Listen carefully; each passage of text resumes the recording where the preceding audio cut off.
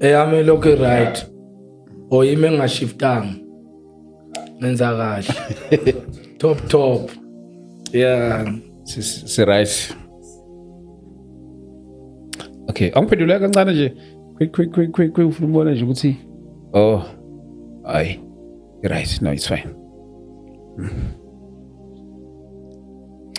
Siyabingelela igama likaJesu Kristu waseNazaretha.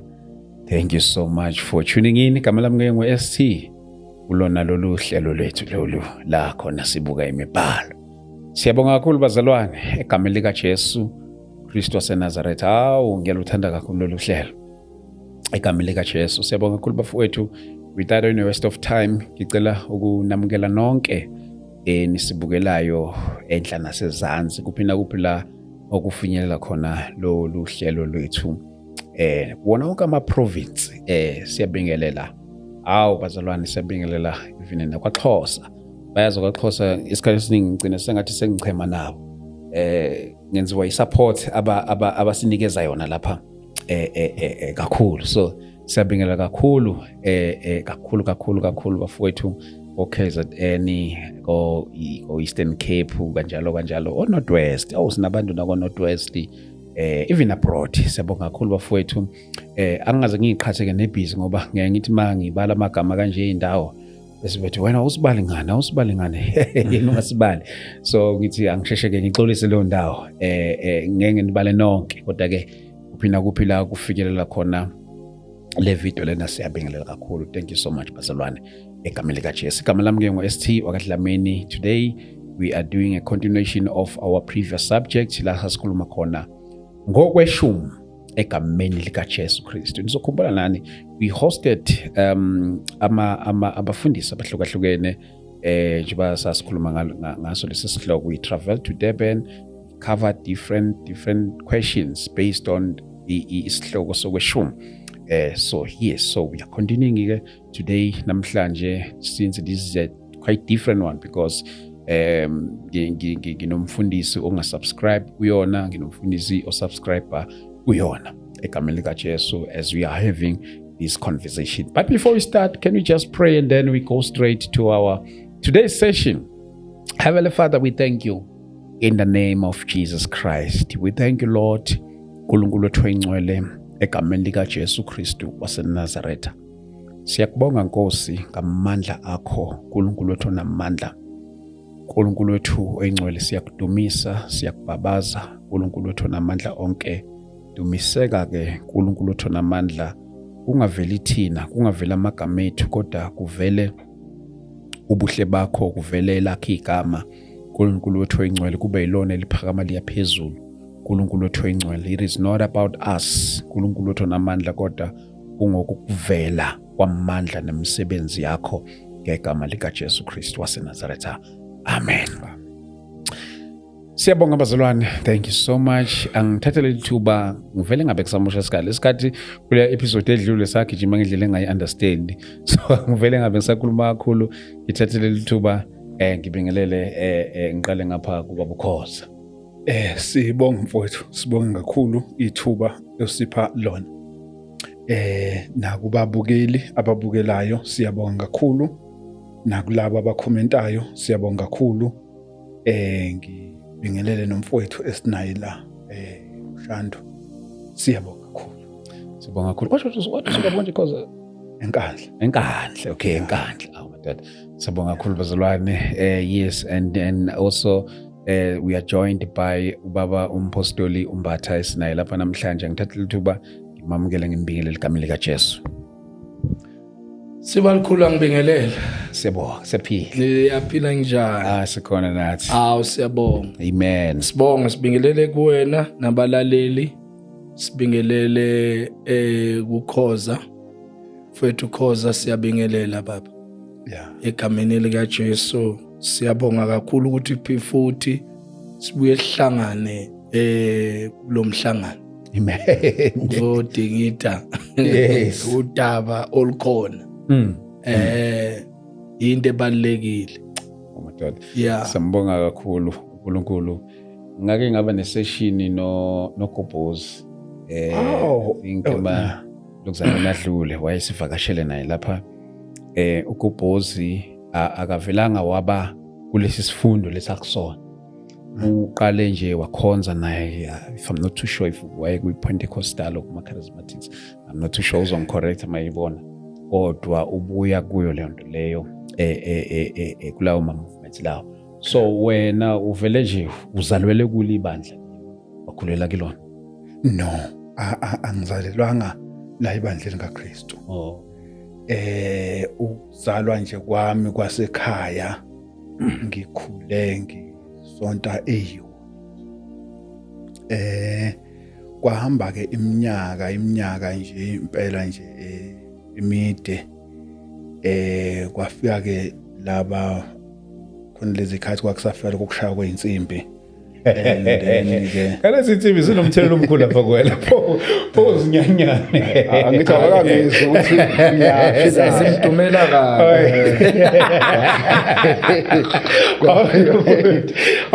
zakla ngintsimbi wasinde ulando yizwe mara uyayiphikisa manje kwafika zona ke hayi ke sasafunda izikole ngalezo sikhathi sinalokhu ukuthi nje vele kwakungekho nto esibhizi ngayo ntambama makushaya insimbi nje lapha vele siyazi ukuthi masiqeda ukuvalela inkomo ukwenza yonke lento leyo sishona khona hayi ke kwana leyo nto leyo ke yokuthi maye khona uzwile akeze ngapha sezake hayi kwahamba nje kwaba into eyiphelelayo ngoba into ngempela kwesisikhathi iyaqina kwesisikhathi iphele ngahlala futhi ngahlala boma 3 years 4 years sengingasasonto indawo sengihlalele nje ekhaya ngeza la eGoli 97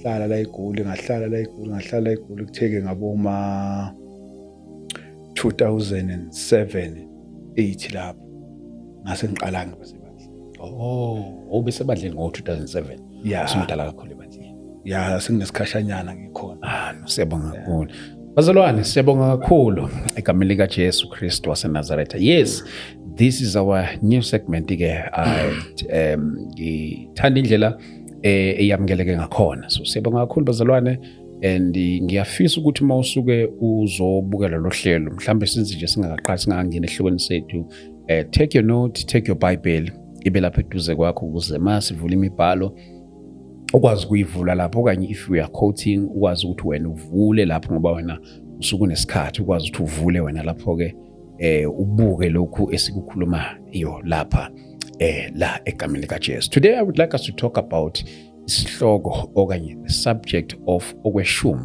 part 2 lo siqhubeka kuwona isihloko sokweshumi la nakhumbula ke imibuzo sibe nayo phambilini sibe nemibuzo ukuthi mhlawumbe kuyini okweshumi bachaza abafundisi sadlulela futhi sabuka ukuthi ubani osegunyeni lokwamukela okweshumi uma kuba ukuthi uyakhona ukuthi akwamukele okweshumi njalo njalo uphendula abafundisi ngendlela abaphendule ngayo so namhlanje maybe now you might have your own question. If you have your own question feel free to drop it here on comment section and I believe ukuthi if sikhona isidingo to do the continuation of the subject sikwazi ukuthi siqhubezele egameni likaJesu Kristu waseNazaretha. Mhlambe angivule ngoba umbatha kuyona yona le ke siqale since siqhubezela kuso lesi sihloko mhlambe ke ake ngivule ngombuzo othi bambatha back in the years kwaqama kakhulu into ukuthi I don't know if namanje kusenjalo ukuthi if you don't tithe uNkulunkulu uzozilandela yena okweshumi mhlawumbe ukuphendula entweni efana kanjalo for example kuthiwa mawungasitithe mhlawumbe uzoba nezinkinga ezithile kanti uNkulunkulu ukufaka esimeni sokuthi ukwazi ukuthi ubone the need of into yokukhokha okweshumi. Yeah, sibalikhulu iqiniso lisekuthenini ukuthi I think last time we mentioned ukuthi ezintweni eziningi ezenzakalayo within the body of Christ abanye abantu because of lack of studying nokufunda izwi results in terms of people when they are in the desperate mode, and start now to bring their own thoughts and start to intimidate also people with lot of things. I think has created a huge problem within the body of Christ. Iqiniso lisekuthenini baningi abantu abangene bengabizwanga bafike badiluta the message. Ziningi izinto except that ezingama errors ezikhulunyiwe on behalf of Christ and Christ, they are not biblical. Because iBhayibheli on its own, it's very clear. I think maybe if mabube bathathela kuMalak chapter 3 verse 9 uthi, you are suffering under a curse, yet the whole nation are still robbing me. Kambe bathathela lapha, I don't know their analogy when they explain those things. But iqiniso lisekuthenini, when you bring knowledge to the people, you need to teach and disciple those people in terms of understanding, but not posing a threat or declaring death upon them. Akusese good news le, akusese gospel. Yabona? Sekuyinto yokulokhunja yokuphosa i-death. Yabona? And two, in terms of ezinye izinto like rebellion and everything, the Bible is very clear in terms of those things. Of which ungazikhuluma lezo zinto wona abazalwane ukuthi senzi kanje uyifaka enkingeni. Uyayibona? But now when it comes to treating indaba yokufaka kweshumi, then after that to pose your own doctrine in the scripture, bese kutholakala ukuthi abantu benza izinto ngokwesaba wena or ngokwesaba inkulumo yakho, then now it's become occultic. I want to allude to this. During the week I got a call from somebody calling me, a lady from Witbank, saying ukuthi unesithombe somuntu oyemprofeti waseNigeria osashona.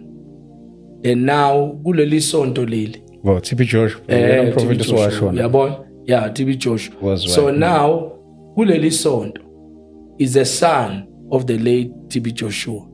So now this son uthi wonke umuntu, before even you go and serve, niqala esithombeni. Yabona? Niqala esithombeni, maniqala lapha esithombeni, kiss sithombe, khulume kuso, nicele kuso. Then ni yonke into zenu zizohamba kahle. Then now lonto leyo, it's not according to the scripture. That's when now we tell people ukuthi you are loyal and faithful endaweni wrong. That does not teach the doctrine of Jesus Christ. Because akazange asinikeze ukuthi sihambe siyonqabisa ithombe or sikhonze ithombe or sicele ithombeni. Then now bathina abantu ke manje abakhoza amadlozi esibakhiphe emadlozini okanye sishaya amadlozi bekhonza amadlozi. You understand? Now ngapha nangu umunye manje senikhonza isithombe sakhe mara njangapha nithi abafile abakhonza. You understand? So izinto lezo ukuthi there is so much damage within the body of Christ. Izinto eziningi efanele iqondiswe. It does not matter how articulate or how you have charisma or how you anointed you are. But even when you are anointed, but you are neglecting the scripture, you pose your own doctrine to the scripture. That's a heresy.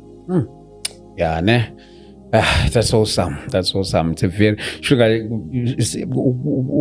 uzwe impendulweni yakho lama analogy lawa bengisho ukuthi ayeshiwo kudala kahle shuthi nje ama analogy ukuthi mhlambe ama main made lawo. Yeah. Okay. You check also who is saying those things. Okay. And you trace them. Okay. You trace upbringing yabo, ukusindiswa kwabo ukuthi basindiswe kanjani. Who are those people?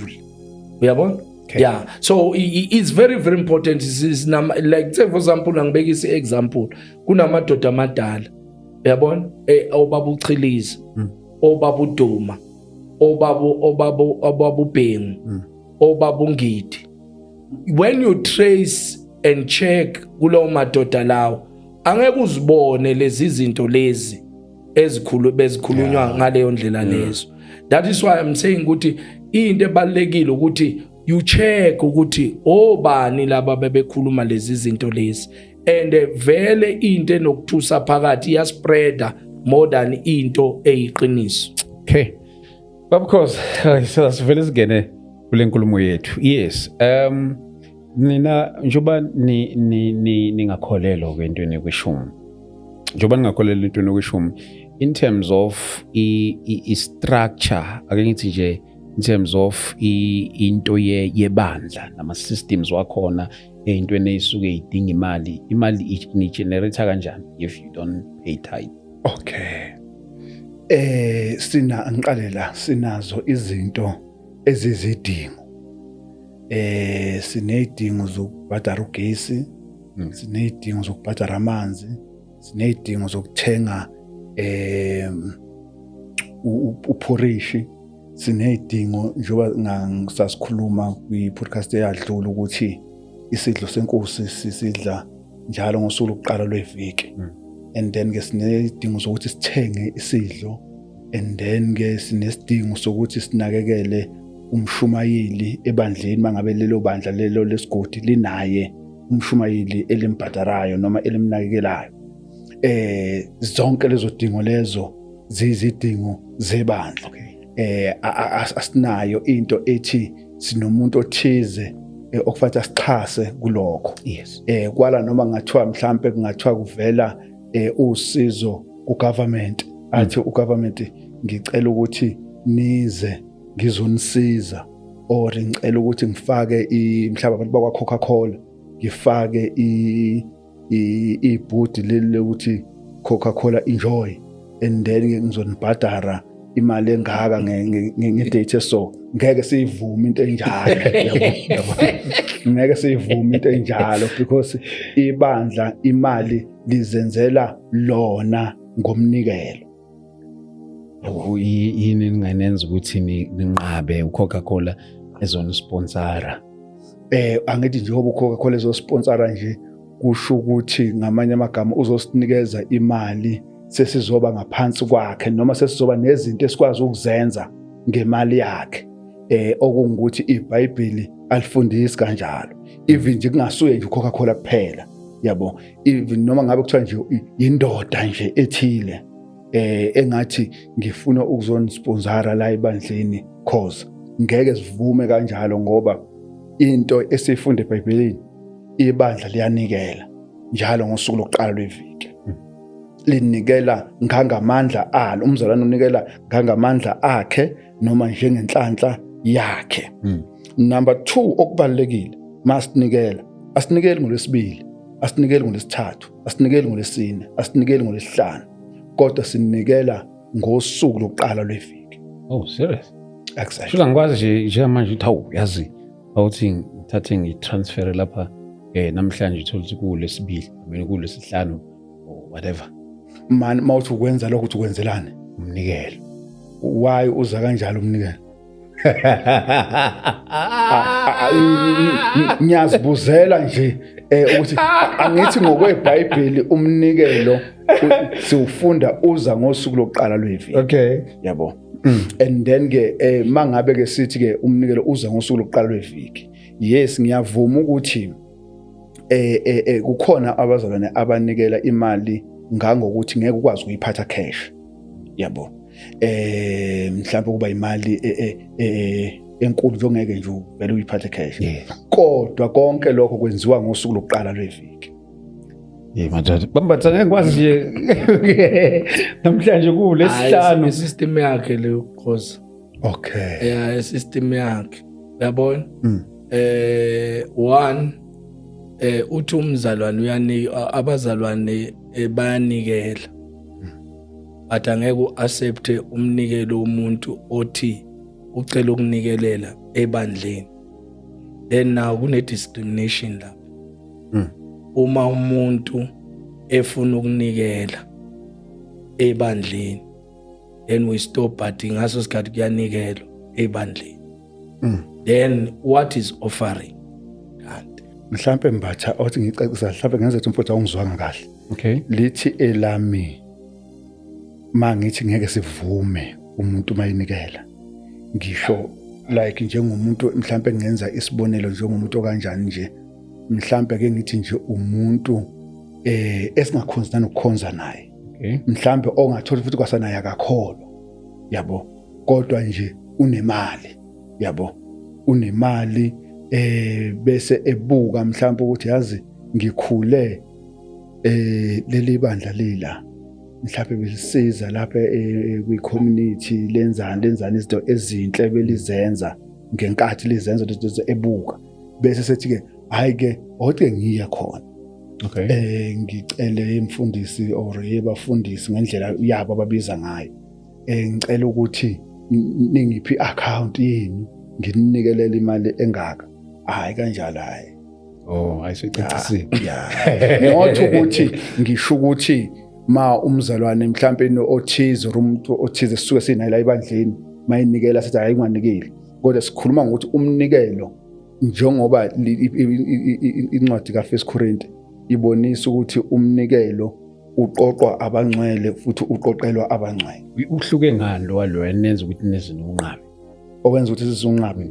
asinaso isibonelo eBhayibhelini ibandla lesizwa abantu abangaphandle yabo ibandla izinto zalo liyazenzela usho ukuthi kumele ube ukuthi umuntu okholwayo noma usho ukuthi kumele ube umuntu oyingxenye yebandla la nikhonza khona yabona masikhuluma nje ngalokho ngoba lokho into esindayo yokuthi mhlambe kuzoqhamuka nje umuntu noma kuthiwa nje okhonza kuphi okay because mina understanding yami ithi enginayo kombhalo ibandla linye makuzoqhamuka umuntu ongenayo le doctrine efundiswa yiBhayibheli kodwa ephethe iflag lokuthi nami ngiyakholwa kodwa mawungathi uyamvivinya njengoba incwadi ka1 John chapter 4 verse number 1 ithi hlolani omoya mawungathi uyamhlola uthola ukuthi u-out esifundisweni sikaKristu esivela ngokombhalo and then ke bese sethi lo muntu ona ngoba unemali ilonda bese esethi ke ngoba mina ngililonda kunemali ningabhiki ukuthi ngisifundise esinjani or ngikholelwa kuphi nansi imali ngizonakhela isakhiwo ngimplasterele sona nginenzele yonke into leyo nto enjalo asivumelani hayi sengizwile yes mabanje mhlawumbe kulento ayishoyo mhlawumbe nanga umuntu naye webandleni uyafika naye uzokwenza umnikelo kanje futhi ngeke one of the most important thing you check the source if you remember the last time there's a guy that who's a satanist a grandmaster satanist came to me and offered 95 million to the church. I refused. The reason of refusing was the wrong source. And the mali ize ngayo indlela. You see, we wouldn't deprive a person willingly giving with a generous heart to the church if he's correct. But let's say, for example, Suginyang, it is only I will deny that offering or to the church. Mhlawumbe njengo Coca-Cola sonje ubenza isibonelo nje naye ukhoza la. Yeah, Coca-Cola per se, it depends on their assignment and the agreement. Coca-Cola is people who are sponsoring everyone. Sebenza abazalwane lapho futhi abanye abaningi ngibazi. to umzalwane athi we've got this project yokwakha ebandleni. You understand? Ibandla, not everyone ebandleni onama means alinganayo. To be quite honest, building, it demands more than anything. Makwakha ibandla, building nje structure. Asilingani. And namandla obuba ebandleni awafani. Kona abanye abazalwane uthola ukuthi yingane, most of them ebandleni. Akhona amadoda, bakhona omama, nababanye bahola ipension, abanye abadala. Silingani lapho ngamanje. Let's say for example sifuna ukwakha, yabo, Coca-Cola's offering, yabekisa ngalo ndlela, offering to offer a certain amount of assisting us in building. We'll take that money because we know it's for the project of building.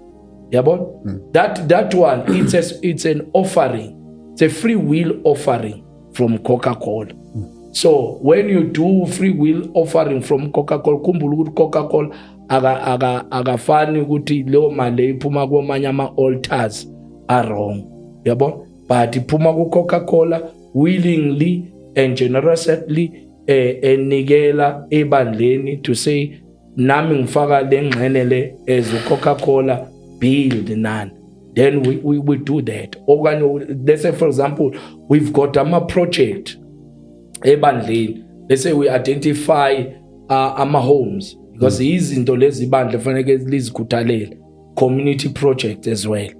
We identify homes la khona ogogo bayaswela nomkhulu naye bafakwe home but kunedingo. We approach any institution in terms of sponsoring, in terms of ezinye izinto ibandla liyakhipha uthola ukuthi kufuneka more than thing esifuneka zenzelwe lapho, or we improve the structure at that time. We'll also accept imnikelo yalaba abasuke bezonikela generously sikhona ukuthi siyosiza la siza khona, as long as it does not come from occultic altars. Le ngiyalayo mina, it's when it comes for occultic altars, I don't compromise and I don't look at the amount of money ukuthi imali engakanani. That one I will deny it, as I denied 95 million. Wow. Mhlambe cause mhlambe futhi siqhubeka nakuyona le ezinye zezinto lapha kuma tithe njengoba ngibuzile ezinye zezinto ngoba phela ibandla kumele libe nayo indlela yokugenerate imali since amanye from offerings, amanye from tithe njalo njalo. Lapha kunina njengoba ninga subscribe kwi doctrine ye tithe, yipi indlela eyisifundiso sokubusiseka kwabazalwane? Okay. Isifundiso siseBhayibhelini. Yabona mawufunda incwadi yabase Efesu 2 verse number 20. Uthi umpostoli Paul lapha nabazalwane base Efesu nakhiwe phezu kwesisekelo sabapostoli nabaprofeti. Okusho ukuthi nakhiwe phezu kwesisekelo esesibekiwe. Sibekwe uKristu noma sibekwe abapostoli besambulelwa uKristu. And then ke mawubheka incwadi ka 1 Corinthians chapter 3 verse number 11. Uthi Paul njengenyanga yokwakha ehlakaniphileyo ngabeka isisekelo omunye wakha phezu kwaso. Akube yilona lo yaqaphela ukuthi wakha kanjani ngoba asikho esinye isisekelo esibekiwe ngaphandle kwaleso esinguJesu Kristu. Yes. Asibuye ke size endabeni yomnikelo noma yemali ebandleni. Ibandla uma likhonza, number 1, liyazazi idingo zalo la ebandleni. Noma uma nje basikhonza ngiyazi ukuthi ebandleni imali yenzani. And then ke silandela ke isifundiso ke esambulwe kubapostoli ukuthi mabenikela ngokombhalo sibona ini.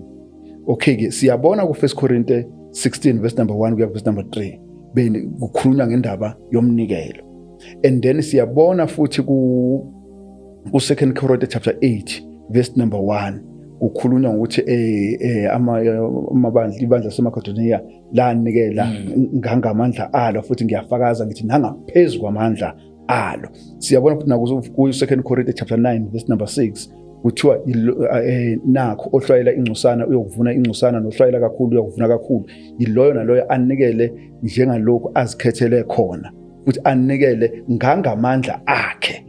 Alright ke, indlela yokunikela isekuthenini ke umnikelo uqala kimi, ngibe nokwethembeka kimi noNkulunkulu. Ngokuthi uma ngabe ngibusiseka ngeviki nge1,000 ngenza nje example, ngibusiseka nje ngeviki nge1,000 yabo, bese ngithi ngifuna ukunikela ngangamandla ami, futhi ngifuna ukunikela ngangokubuka umsebenzi ibandla elinawo, futhi ngifuna ukunikela ngangamandla kaNkulunkulu awenza engisindisa ngisukela ngangekhona ngiba la. And then ke kusho ngamanye amagama kumele ngenzeni, ngibe nokuthembeka kimi nakuNkulunkulu ngale mali le engibusiseke ngayo.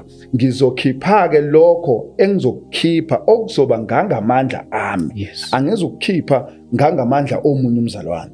Even noma ngabe kuthiwa mhlambe khona umzalwane ngasothi sihola 1,000 sorry, sihola 1,000 sobabili, and then ke kodwa yena mhlawumbe anikele kulo 1,500 yabo, asale no 500, ngeke mina nginikele ngangamandla akhe yabo, ngoba kungenzeka ukuthi yena amandla akhe amvumela ukuthi anikele kangako. Mina ngizonikela ngangamandla ami. Wow. Baba, ngicela ukubuza nalento le. Nangumzalwane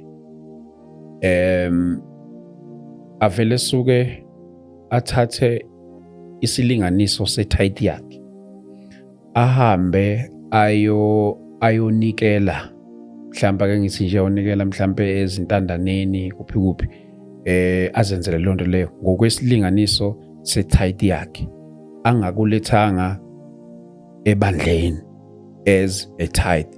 Ngabe indlela tithe ngayo i-wrong? One, you need to understand the tithe kanti iza from the previous lokunje. The tithe is endlini kaNkulunkulu. Because free will offering and tithe is totally different things. Yabo? So that is a free will, that's not a tithe. Yabo? Ule uhambise umnikelo wesihle elokunjeni eintandaneni. Uyabona? So because tithe, it goes to the house of the Lord. But umnikelo wesihle ungawunikela noma ubani, noma nawe mhlambe, let's say for example uthi indaba ezithi la ngixakekile la, obese ngithi mina hayi no angikuboleki nginikela ngesihle. Uyabona? Kuleyo nto leyo umnikelo wesihle loyo awuhambise lapha, but not tithe. Mhlambe nento ukuthi angithi vele ibandla lomnikelo nalo liyawuthatha nalo liyonikela nalo ezintandaneni. So mina ngenza lokho okuzokwenziwa ibandla. But ke unikela ibandla decide on the church affairs. Yabo? But wena mama, wena, that's why I'm saying ukuthi umnikelo wesihle lo wena usuku uhambisa lapha yana. Because la angithi kunelokhunja kunabantu handling finances, and they will also check ukuthi ke idingo zikuphi. Uyabona? Nakwabanye thandele igama leli lithi kunabantu when they are working in the house of the Lord also they get something from the house of the Lord because they are working. Yabona? Lento le khulunywa uPaul in the book of 1 Corinthians chapter 9. I think the whole chapter Paul ukhuluma nangama rights angazanga yena our exercise. Yabona? As umuntu. Yabona? Ati in terms of preaching the gospel as well.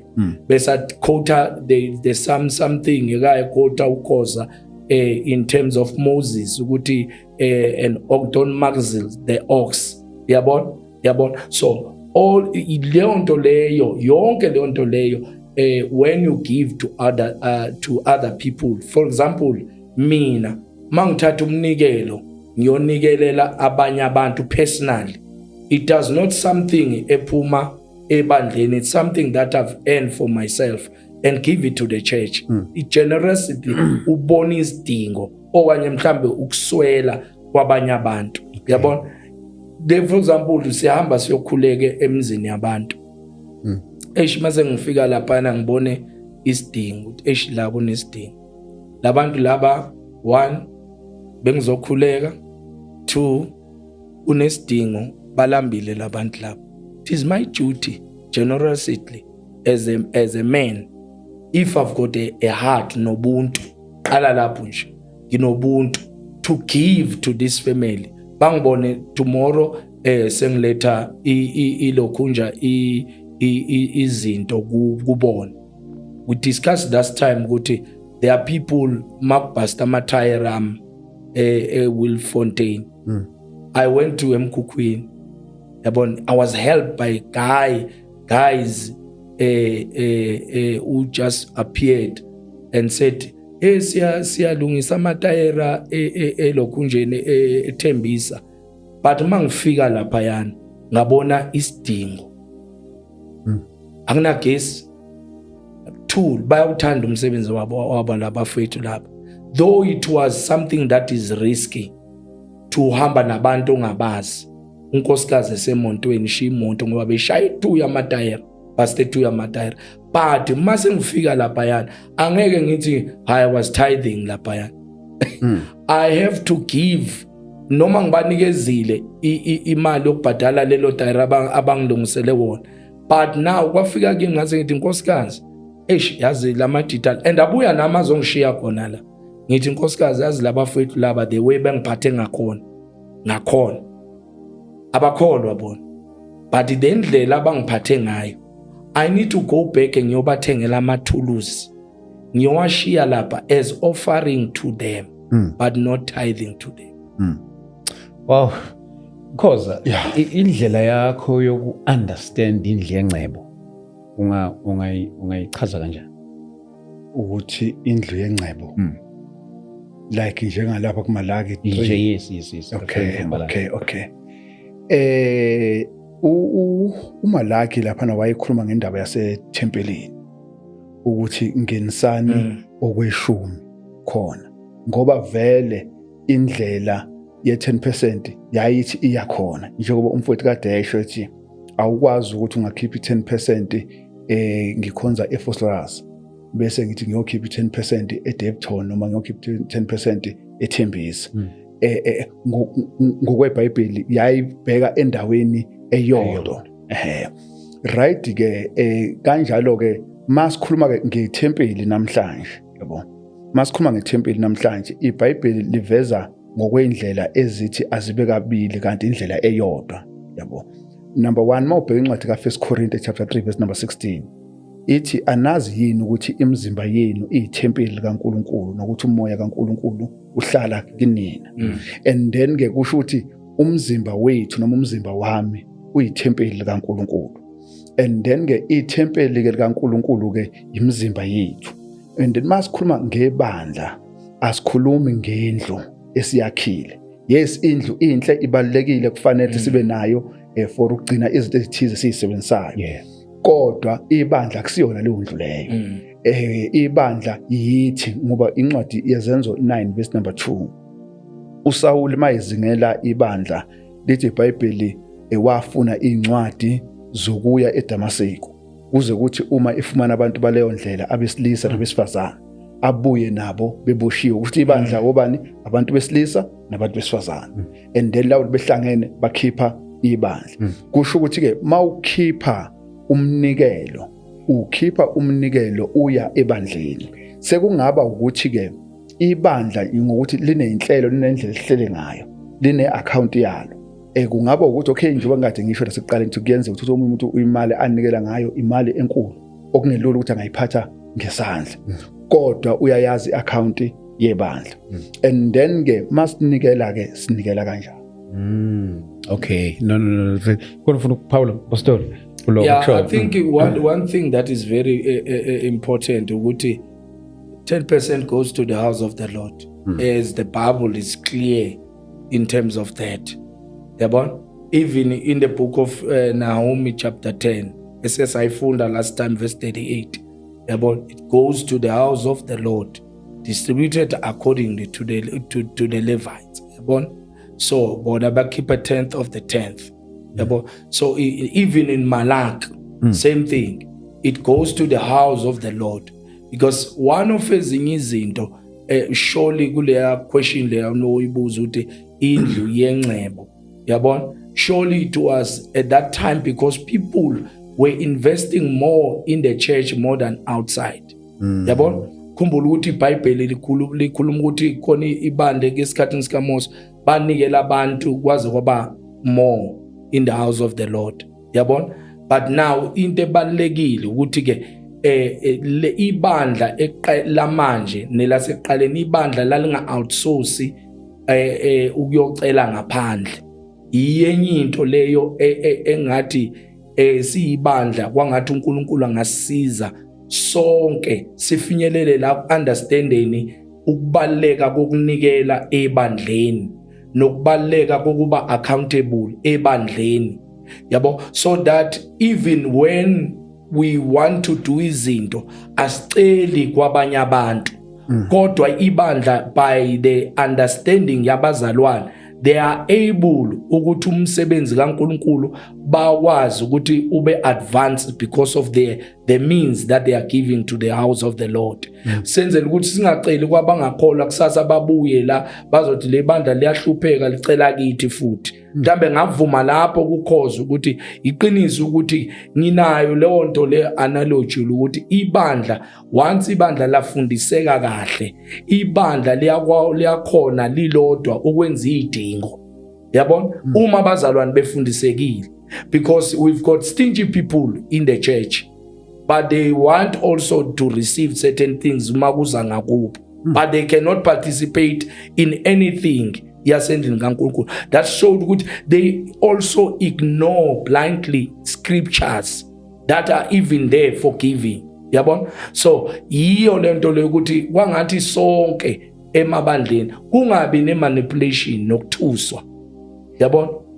Mhlawumbe omunye umuntu masithi mhlawumbe sibe ngaloo ndlela njengapostoli nangu omunye umuntu la eSouth Africa ubona ibandla liyakhonza lilephesheya ebese ibandla ngenxa ukuthi liyaveza ama details wawo for offerings njalo and tithe ebese ethi ayi okungcono angitithe kulela bandla lilephesheya yena ula ngoba vele une mindset ukuthi vele isendlini yencebo njengoba kukhona noma belapha phesheya kodwa yena ula futhi ukhonza nami, mhlawumbe ake ngenze isibonelo ngami, mhlawumbe ukhonza nami ebandleni uNkulunkulu angithembe ngalo ukuthi ngililusi, mhlawumbe kulowo muntu loyo ngabe wrong naye ngoba phela angithi indlu yencebo nayo.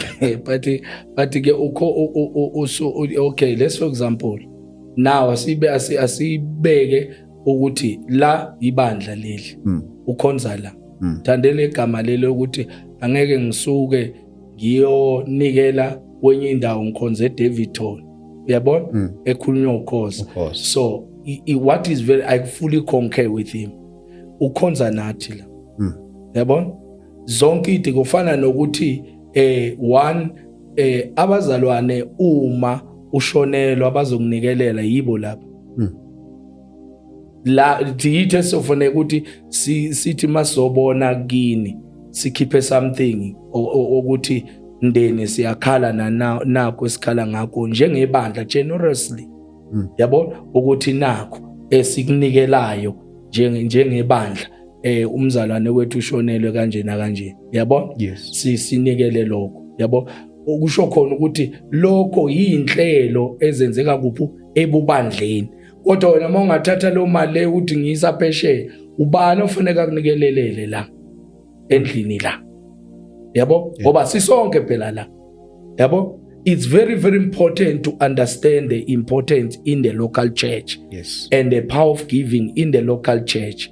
Awukwazi uku-advance ngaphandle kwezinye izindlu, mhlawumbe ubona ama-structures are-right ngoba wena la ukhona uyayeya leyo ndawo leyo, yayibona. It's very important ukuthi yonke into esiyenzayo asiyenze sibe mqondo munye, ukuthi la if kunama-projects esiwenzayo ebandleni, kunemnikelo esiyenzayo ebandleni, siyenza collectively ngomqondo munye sifundisekile, because this is the local church where we are. Ushatiswa khona kuleli sonto leli. Ungcwatshwa kuyilo leli sonto, awungcwatshwa yilaba abaphesheya. Yabo? So that is why it's very important ukuthi ungabajabulela abanye abantu mhlawumbe ukukhonza kwabo. Yabona mhlawumbe ujabulele ukuthi banama screen na yonke leyo nto leyo, kodwa it does not defeat the power ukuthi when you belong to the local church na local church yakho. So it's very important ukuthi yonke into yenzayo yenze ku local church. It's very important. Makube let's say for example unenkonzo Dlamini, njengoba wenza inkonzo umemezela umkumbane manje abazalwane attended, they issue ama free will of which it's a free will inkonzo leyo. Akukho ukuthi hayi unganikelwa lapho, yabona fanele kunikele ku local church. This is umsebenzi kaNkulunkulu. Then that's a free will that we give when we come to your service as ngani umzalwane. So mangikhona enkonzweni kunekhona ngiphathi kwayo lo nkonzo leyo, then I give ngaleso sikhathi leso makuqoqa yini umnikelo. Yeah. Yes, cause Ubaba uMbatha ubeka ama point nami engingasho ukuthi ngiyavumelana nawo. Yeah, ngoba ngiyacabanga kusiso sonke isikhathi singavumelana. Njalo. Yabona kakhulukazi leli point obukade ulibeka lokuthi umzalwane abone i-account mhlambe ihamba lapha ku screen ku TV or ku YouTube kanjalo, afaka imali lapho. Yes, imali eyakhe, umuntu ngemali yakhe wenza into ayithandayo, yabona.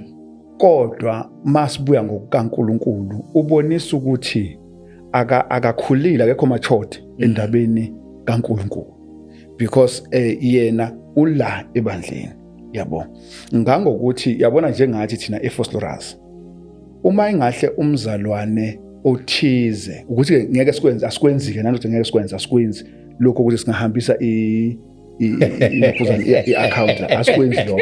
I-account yaziwa abantu be-local church. Yes. Yaziwa abantu abazalwane be-local church. Asihambe sibukisa ngayo ukuthi ofuna ukufaka imali nansi account, asiyenzi lonto leyo. Ungasayenzi ke Dlamini.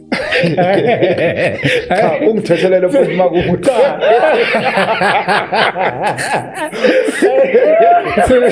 thina siyayenza ngoba ibandla lethu li all over, li online. Thina sithi assembly ukuthi sihlanganyela la. Mawuthi online usho ukuthini mfowethu? Ngisho ukuthi libukwa ku TV.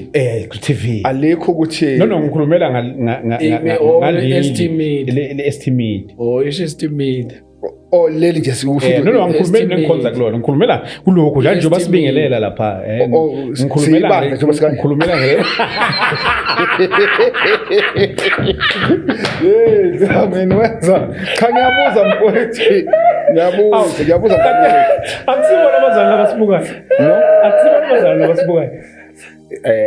Ufuna ungiqhatha nababukeli. Mina akusibona abazali abasibukayo. Akusibona abazali abasibukayo. Akusibona bonke abangabazalwane. Akusibona bonke abangabazalwane. No iqiniso phela ngesibavimbe nabanye sibuka. Ngesibavimbe siyabakhona. No Dlamini uthathela kuinkulumo yakho ethe ibandla kusizona isakhiwo abantu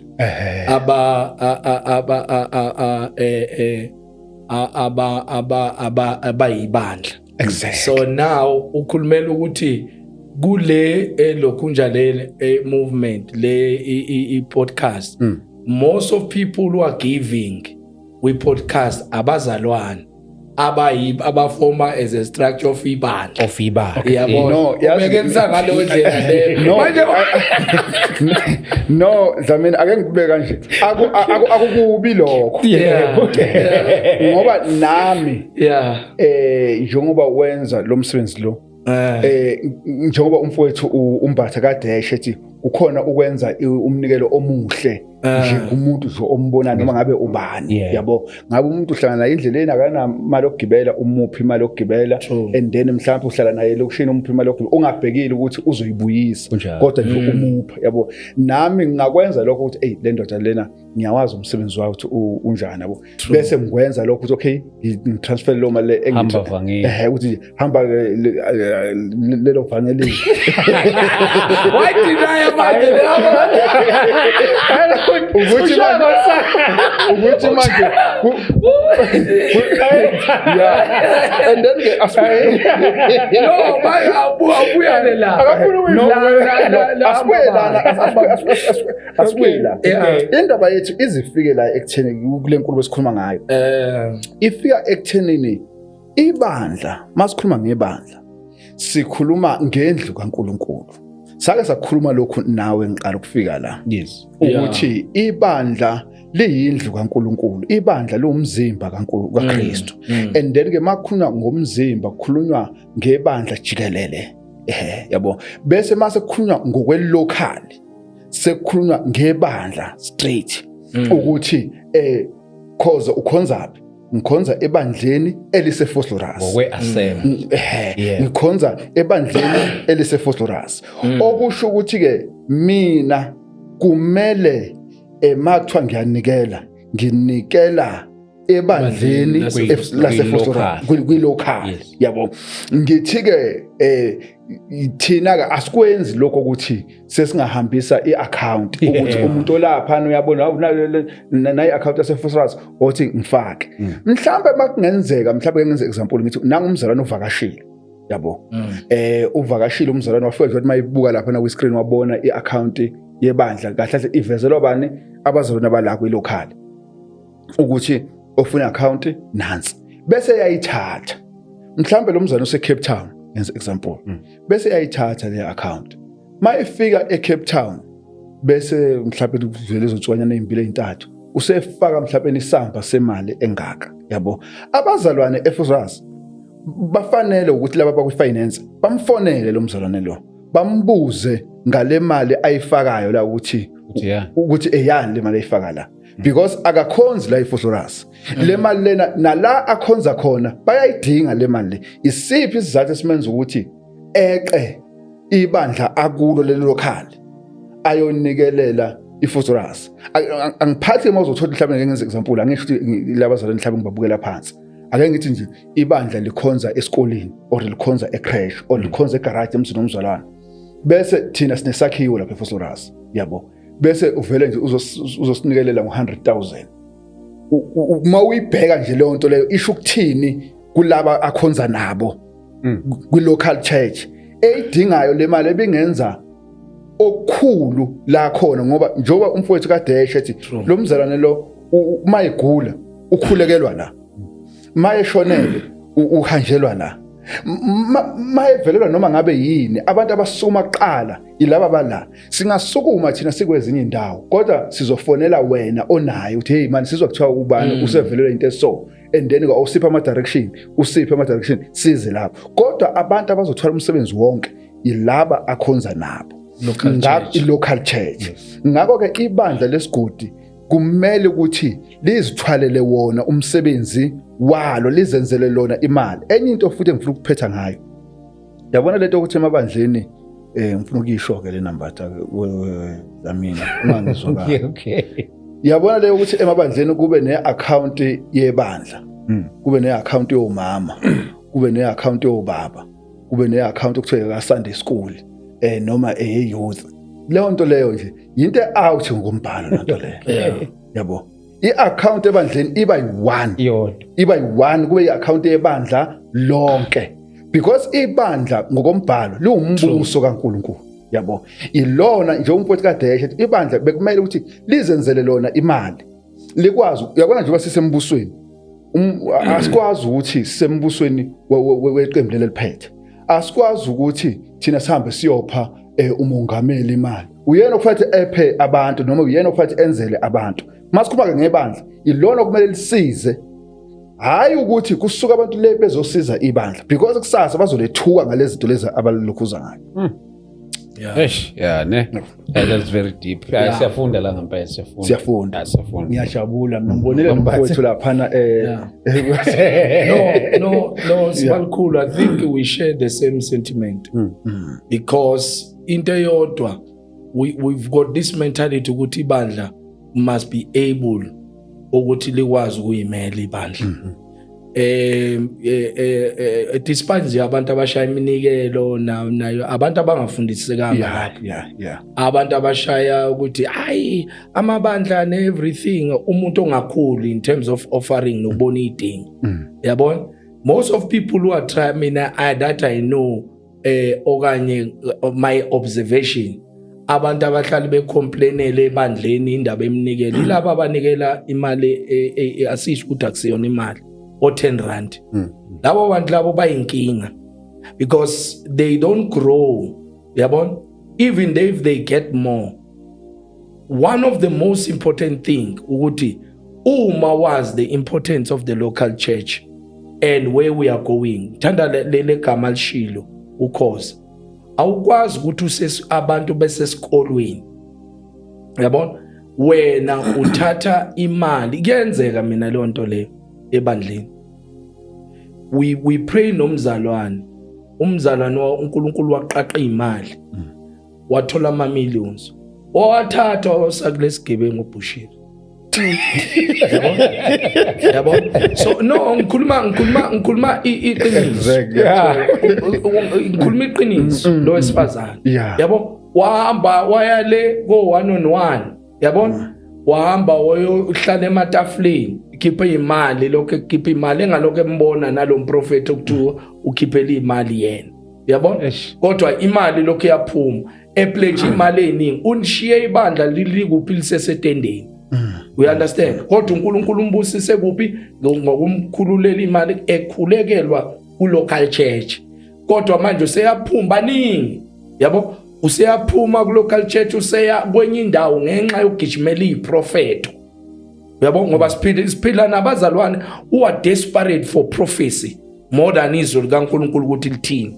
So now after maseke shayekile laphane loyana phambili imali ile malawo manje imali waqala wayocomplaina manje kuma bishop yabo uma sefonela mina usengifonela usethi ngiyazi ukuthi uNkulunkulu uhamba nawe ungishisele ulokhu ngathi ngikhuluma nobani uthi uyasho uyazichaza uthi yimi wangikhulekele esikhathini esinje ngokunje nanje ngathi hayi mama I think kunomdlalo phakathi la nawe uyazizwa ukuthi uthini awuzizwa ukuthi uthini ngikwazi mina ukuthi ngiyokhulekela loya omnikelele imali ukuthi imali yakhe ibuye ukubambe ngesibhamu na ukufostile ukuthi nikele so asikwazi ukuthi si act in that level sibalukhulu umzalwane if understand the importance of belonging in the local church.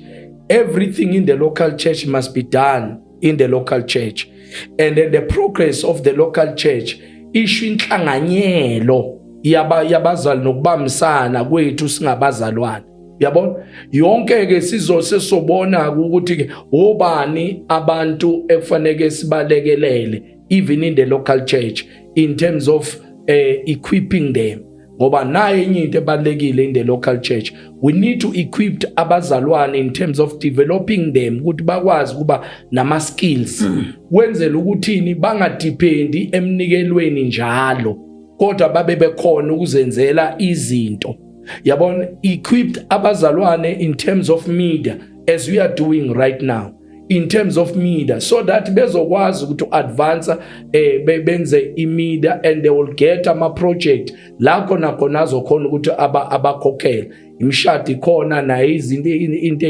where they need to be equipped also in the local church. A local church is very important. It gives also skills to the people. Yabona njengoba kushuthwe emabandleni uyashutha we give skill to these skills.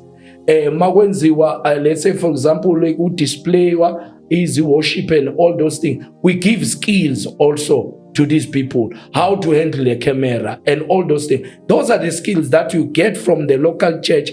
That is why it's very important to embrace a local church and be faithful also in terms of giving in the local church. Bazalwane, this was so very much educative. Siyabonga kakhulu. Isikhathi nami ngisazi gijimiswa yini. Sivele siyabaleka ngendlela engayi-understand. Sesifike ngasekugcineni kwesession yethu yanamhlanje. Siyabonga kakhulu mfowethu egameni likaJesu. Babukhoza kunikeza ithuba uvale then bese ushiya nalaba abafisa ukuxhumana nawe. Okay. Mhlambe engingavala ngakho nje ukuthi ngiyathanda ukuthi ngisho ukuthi inhloso nqali ingeyokuthi siveze nje izwi likaNkulunkulu. Enye into abazalwane kumele beyiqonde ukuthi kumele beyiyeke yileyo ukuthi njengoba ngumshumayeli ebandleni bese imali yonke enikelwayo ingene kwi-account yami, yabo, okungukuthi ibandla malifuna uphorisha kufanele lizocela kimi, malifuna umshayelo kufanele lizocela kimi. Leyo nto leyo iliyo lento le eyenza ukuthi ibonise ukuthi labantu abasilona ibandla kodwa bayi ifemu yalo muntu lo. Ngakho ke kubalekile ukuthi ibandla alibe yindlu kaNkulunkulu, and then ke i-local church njengoba kade sasho ifana nekhaya, ifana nje nokuthi nje usekhaya la kukithi la, yabo, and then ila ngenza khona izinto la ekhaya. And then ke mase kanjalo sobe senza ngendlela efundiswa iBhayibheli. Inamba yami engitholakala kuyo 0645561780. Manje singayishila lapha. Khani inamba le ilokhu uzayisefuna nami. Hayi leyo ngiyashiya.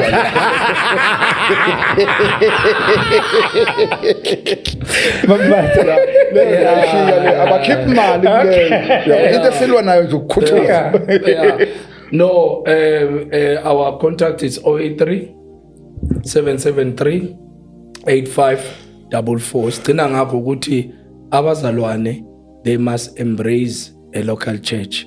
They must respect also the service of the local church, because you grow in the local church. Akekho umuntu okhulela esigangeni athi uyakhula. You grow within the local church. That's when uthola ifundiso in the local church. That's when uqeqesheka in the local church. Sinenkinga namhlanje abazalwana abangalawuleki, abazalwana abawuvanzi, abazalwana abangakhuzeki, abazalwana abangaboniseki, because they've undermined the local church. Ufunda nje komzalwane kuthiwa ukhoza namhlanje kanje is because waqeqesheka in the local church. Then now ukhoza sekuyi task yakhe ukuthi aqhubeke afunde iBhayibheli so that he can memorize also verses that are in the Bible. Same apply. That's in the local church. You are taught also discipline. You are taught a lot of things.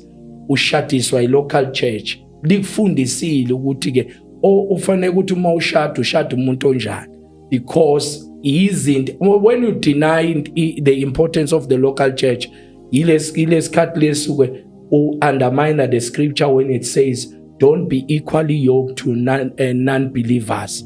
And uthola ususenkingeni, usunemkhuleko eminingi ngoba ufundisekanga in the local church. So it's fundiso siqala in the local church, you grow then. Mawusuphumela ngaphandle akusho ukuthi ke singeze enkonzweni, let's say for example imvuselelo, but embrace and be submissive in the local church. Wow, sibonga kakhulu Apostoli. Thank you so much bazalwane egameni likaJesu Kristu. Siyabonga kakhulu bafowethu. Ngicela ukuthi sibambelana ke for today, ningakhohlwa asibonene lapha